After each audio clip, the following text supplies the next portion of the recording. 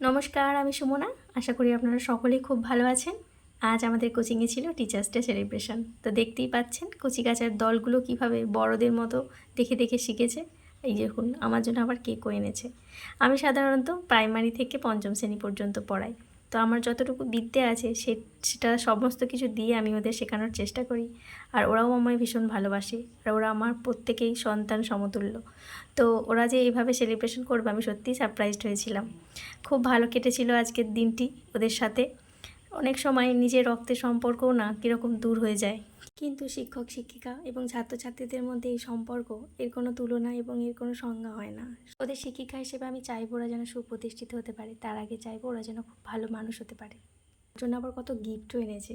যাই হোক, আজকের দিনটা খুব ভালো কাটলো। সকলে ভালো থাকবেন, সুস্থ থাকবেন। দেখা হবে অন্য কোনো একটি ভিডিওর সাথে। আর সকলকে জানাই হ্যাপি টিচার্স ডে।